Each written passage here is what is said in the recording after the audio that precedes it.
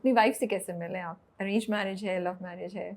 कुछ बात कर सकते हैं हाँ उस हाँ पे? बिल्कुल आई थिंक स्माइल हंसी देखें आप अरसलान की। लव मैरिज है। ओके, आई हाँ थिंक लव मैरिज है। क्यों भाई, मतलब फॉर श्योर बताइए ना लव मैरिज है या नहीं है? नहीं लव मैरिज ही है, लाइक मैं बताता नहीं हूँ, लाइक हाँ हम्म, लव मैरिज ही है। और मतलब इंस्टाग्राम से ही मिले थे। तो वो आपसे इम्प्रेस हो गई कि भाई ये तो हीरो हैं, चैंपियन है, या हाँ उससे पहले जानती थी आपको? नहीं नहीं नहीं नहीं नहीं, सोशल मीडिया से ही हमारी मुलाकात हुई थी। फिर लेकिन वो इस फैमिली से आके लाइक हमारी तरह की लाइक मिडिल क्लास फैमिली से है, ओके। तो हमारी काफ़ी ना थॉट प्रोसेस सेम था। तो हम भी काफ़ी मुलाकात भी हम मिले काफ़ी दफ़ा, फैमिली के साथ हमने डिनर किया, अच्छा। ये सब कुछ। तो क्लियर हो गया आपको कि यही है जिनसे हाँ मैंने हाँ हाँ शादी हाँ करनी है?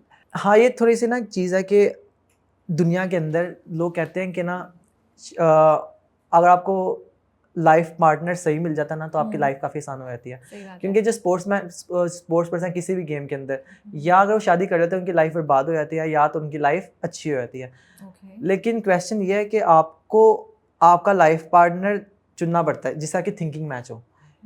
मैं ये सजेस्ट करूँगा सबको कि अगर आपने शादी करनी है तो आपको बिल्कुल देखना चाहिए कि आपके पार्टनर से आपकी, अगर वो गेमों को समझ ही नहीं रही है, मेरी फील्ड को नहीं समझ रही, रेयर फील्ड है, तो फिर बहुत मुश्किल हो जाएगा सर्वाइव करना हम दोनों का एक साथ।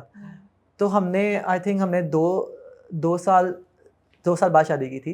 कि मैं चाह रहा था कि वो समझे मुझे और मेरी फील्ड को, कि अब मैं मंथ में कभी भी होता है कि पूरा मंथ में मैं बाहर चला जाता हूँ, और कभी कभी ये होता है कि मंथ में 2 बार मैं बाहर चला जाता हूँ और 2 वीक वो अकेले होती है। तो समझना आपके पार्टनर का, अंडरस्टैंडिंग होना आपके पार्टनर की बहुत ज़रूरी है, और फिर आप सर्वाइव कर सकते हो, आपका रिलेशनशिप सक्सेसफुल रह सकता है।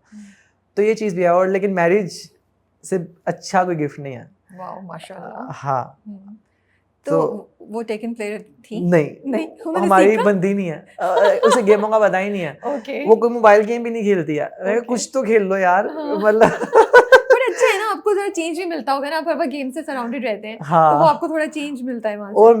मैं व्लॉग्स नहीं देखता, वो बहुत व्लॉग्स देखती है। ओके। वो हर यूट्यूब पर लाइक डकी हाँ, भाई के, और कौन है दूसरा, बहुत से हैं, बहुत से हैं। बहुत से हैं जी, उसका यूट्यूब आप माशाल्लाह से। खोलोगे ना, वो सारा दिन यही करती रहती है। मैं कहा चलो सही, और लेकिन मैं वो देखता नहीं हूँ, मैं गेमिंग करता हूँ, तो हमारी थिंकिंग बहुत ऑपोजिट है, लेकिन वो अच्छी चीज़ भी होती है कभी ना कभी बिल्कुल। आगे। हाँ, आई हाँ थिंक अच्छा होता है, थोड़ा आप डिफरेंट टाइप के टॉपिक्स पे हाँ बात करते हैं, हाँ। आपके पास बात करने वो के लिए यार ये ज्यादा उसकी होता है। शादी हो गई है, उसने नया आईफोन ले लिया, उसने नया घर ले लिया है।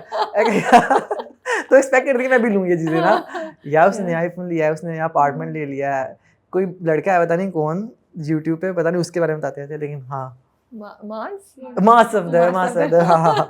या उसने तो नया अपार्टमेंट लिया, हम भी इस तरह का अपार्टमेंट लेते हैं। मैं कहा अच्छा देखते हैं। और आपकी बेटी कितनी बड़ी है? 2 साल की है। मुझे लगता है वो तो बहुत आपकी लाडली है। हाँ वो तो जो बात चाहे मनवा सकती होगी आपसे, है ना? ऐसे ही है, ऐसे ही है। अभी वो मैं ईवो जीता तो मैं एक ट्रॉफी पकड़ के इस तरह गया ना, हम्म। तो मैंने वीडियो कॉल की, तो कह रही पापा पापा, इस तरह गई थी, छोटी सी अभी 2 साल की। Yeah.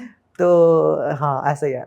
आई थिंक मेरा, सही कह रही हैं आप, वो कुछ भी बनवा सकती है। तो क्या उसको गोद में बिठा के खेलते हैं? वो खेलती है आपके साथ? उसको स्टिक होता है कि वो अक्सर स्टिक स्टिक को, पे हाँ, बटन दबा रही होती है या वही ना, उसको होता होगा मैं ट्राई करूँ और वो सब हाँ चीजें हाँ करूँ। हाँ। अक्सर उसे पता है गेम का, Yeah. पापा गेम, वो यूट्यूब पे मैं आऊँ ना तो साथ उसे पता लग जाता है कि पापा आ गए हैं और गेम खेल रहे हैं, सारा इसे थोड़ा बहुत पता है। आपका ख्वाब है कि वो भी जीते और वो भी गेम्स करे, और लड़की बीइंग अ फीमेल हाँ वो पाकिस्तान को रिप्रेजेंट करे, आप पाकिस्तान में करेंगे कोई इस नहीं पे? है। एग्जैक्टली, हाँ। हाँ बिल्कुल बिल्कुल, मैं उसे सिखाऊंगा, लेकिन फोर्स नहीं करूंगा। पहली बार जीते कब, या कब भी एहसास हुआ कि यार मैं तो अच्छा खेल सकता हूँ? तो हमारा घर था ना, तो हमारे घर के बिल्कुल सामने गेमों की दुकान हुआ करती थी, फलों ठीक वाला है। था। तो फल उसकी दुकान थी, उसके पीछे गेमों की दुकान थी, मतलब सही आगे है। फल वाला फल हाँ, बेचता था। तो तो क्या हम छुपाया हुआ था उसको फल वाले से? पता नहीं लेकिन इस तरह ही था, वो हमारे बिल्कुल घर के सामने थी, सड़क पार करके। ठीक है। तो हम कंबाइन फैमिली में रहते थे, हमारे सारे ठीक कजन्स है। वगैरह हम स्कूल जाया करते थे। तो वापसी पे हम गेम्स में जाया करते थे। तो इस तरह मुझे काफ़ी क्रेज़ हो गया कि यार टेकन एक वाहिद गेम थी, टेकन के अलावा और भी काफ़ी सारे गेम्स थे, तो टेकन की गेम पे काफ़ी रश हुआ करता था। तो वो चीज़ ना आपको उस चीज़ ने काफ़ी इंटरेस्ट पैदा किया कि यार इस गेम के बाहर ही कितना ज़्यादा क्राउड है। तो फिर मैंने वो गेम खेली पहली दफ़ा, तो मैंने पहली दफ़ा गेम खेली वो वाली, तो मुझे काफ़ी अच्छी लगी वो वाली गेम। तो फिर मैं आहिस्ता-आहिस्ता उसके अंदर प्लेयर हो गया। तो इस तरह इंटरेस्ट पड़ा था मेरा। तो अम्मा को कब पता चला कि आप गेमिंग कर रहे हैं और आप इतना ज़्यादा इन्वॉल्व हो? पहली बार कब पिटाई हुई, या पहली बार कब घर वालों ने बहुत स्ट्रॉन्ग रिएक्शन दिया? आई थिंक हर जगह मैं कहता हूँ कि मुझे बहुत ज़्यादा मार पड़ी है, लेकिन आई थिंक वो सही भी थी, क्योंकि वो जो माहौल था ना आर्केड सेंटर का, वो सही नहीं था, क्योंकि वहाँ पे सारे लोग आया करते थे, सिगरेट पिया करते थे, पान खाया करते थे, और भी बहुत से गलत काम किया करते थे उस आर्केड सेंटर्स के अंदर, क्योंकि ओके। अब तो सही है, लेकिन मैं बात कर रहा हूँ आज से 10 से 20 साल कह लो आप, 20 नहीं तो 15 साल पहले की बात कर रहा हूँ, क्योंकि वो आर्केड सेंटर अच्छी जगह नहीं हुआ करती थी। और इवन कि मैंने बच्चे को, मेरी बेटी भी है, तो मैं अभी अगर तब पेरेंट होता तो मैं बिल्कुल ना जाने देता। तो मुझे जो मार पड़ी थी आई थिंक वो सही पड़ी थी, क्योंकि वो बिल्कुल पेरेंट चाहते हैं कि बच्चे ख़राब ना हों आपके। तो जब मैं आई थिंक 5th क्लास में था या 6th क्लास में था, तब से मुझे मार पड़नी शुरू हुई है। मम्मा कहती थी अक्सर, लेकिन मम्मा मुझे शुरू से सपोर्ट करती थी, कहती थी कि सही है, घंटा जाने दो इसको, पर अब्बू नहीं, लेकिन अब्बू सही भी थे। आपने मम्मी को बताया कि मैं तो गेमिंग ही करूँगा, हाँ, और उस दिन बहुत वो खफा थी, आप पूरी रात सो नहीं सके। हाँ, या हाँ, सुना, हाँ। तो ये बात है कि ये काफ़ी देर बाद की बात है। जब कितने मैं बड़े थे आप उस वक़्त? मैं सीए कर रहा था, मैं इंटर सीए कर रहा था। हाँ। अगेन जिस तरह कि बताया कि मैं मिडिल क्लास फैमिली से थे हम, हुँ।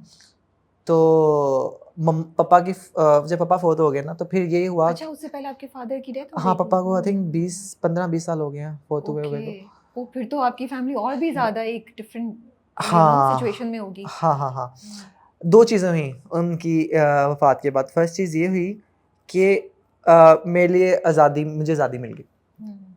क्योंकि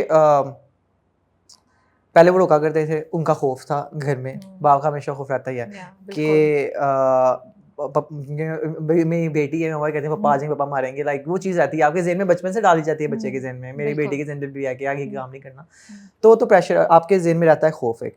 तो जब पापा फोत हो गए तो मैं आज़ाद हो गया, मैं कहा अब तो कोई रोकने वाला नहीं है, राइट। अब तो मैं जब मर्जी जाऊँगा, पहले तो डर लगता था रात को जल्दी आना, रात को लेट नहीं आना, 10 बजे तक घर आ जाना एटलीस्ट, चाहे कहीं भी जा रहा हूँ। फिर दूसरी चीज़ होगी, क्योंकि वाहिद वो थे जो कि घर का खर्चा चला रहे थे, और मम्मा भी करती थी थोड़ा बहुत, लेकिन वो मिल के किया करते थे।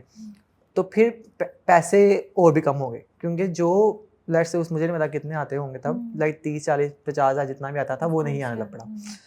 तो बस मम्मा के ऊपर बहुत ज़्यादा ज़िम्मेदारी पड़ गई कि अब मम्मा ने क्या करना है, मम्मा ने घर का खर्चा भी करना है, और भाई की क्योंकि अपनी शादी हुई थी, उनकी फैमिली थी अपनी, तो वो बहुत ज़्यादा हमारा नहीं कर सकते थे ऑफ कोर्स। और तो मम्मा ने सारा कुछ करना था, मतलब मैं और मेरी बहन है एक, हम दोनों का। तो उन पे बहुत ज़्यादा ज़िम्मेदारी भी पड़ गई कि यार तो हम काफ़ी हालात बुरे हो गए हमारे उस टाइम पे। तो फिर मम्मा ने किस तरह करके मुझे, क्योंकि मैं शुरू से ही पढ़ाई में अच्छा था, और मुझे कॉलेज में भी स्कॉलरशिप मिली थी, क्योंकि मेरे स्कूल में भी A+ आया था, और मतलब पढ़ाई में काफ़ी अच्छा था, वो भी मम्मा की वजह से था, क्योंकि मम्मा भी स्कूल में टॉपर थी। तो फिर जब उन्होंने सीए में मेरे इन्वेस्ट की, कहीं ना कहीं से करके सलाइयाँ करके कुछ भी करके सारा दिन रात, तो एक टाइम ऐसा आया कि मैंने कहा कि यार मुझे ना एक चांस दो, मैंने ना गेमिंग को परस्यू करना है। मैं हिम्मत करके बैठा मम्मा के साथ, क्योंकि मम्मा से शुरू से दोस्ती थी, कि मैंने एक दफ़ा ना, मुझे आप 1 साल दें, उसके बाद आप जैसे कहोगी मैं कर लूँगा, लेकिन मुझे 1 साल चाहिए मैं अपने आप को प्रूव करने के लिए। उस वक़्त मुझे लग गया कि शक्ल से ना कि उनका दिल टूट चुका है, कि इसने कुछ नहीं करना लाइफ़ के अंदर, और जो भी मैं पैसा लगा रही थी बचपन से लेके अब तक, वो वेस्ट हो चुका है। ये कहते हैं ना, बच्चा हाथ से निकल गया, लाइक बच्चा बिगड़ गया। अब इसने गेमिंग ही खेलनी है, और गेमों से कुछ तो आता है नहीं है, ना फेम मिलता है, ना पैसे आते हैं, कुछ नहीं बनता, कैरियर तो नहीं है गेमिंग। पाकिस्तान के अंदर तो बिल्कुल नहीं है। अगर मैं जापान में होता तो शायद मैं कह सकता, या यूएसए में होता तो मैं कह सकता हाँ, पेरेंट भी सपोर्ट करते हैं यहाँ पे। लेकिन जब कोई इंफ्रास्ट्रक्चर था ही नहीं, कोई आपके सामने रोल मॉडल नहीं था, कुछ नहीं था, तो आप किस तरह कन्विंस करो किसी को कि मैं ये बनना चाहता हूँ, या मैं क्रिकेटर बनना चाहता हूँ, तो मैं बता सकता हूँ ना, मैं गेमर कोई सामने है ही नहीं।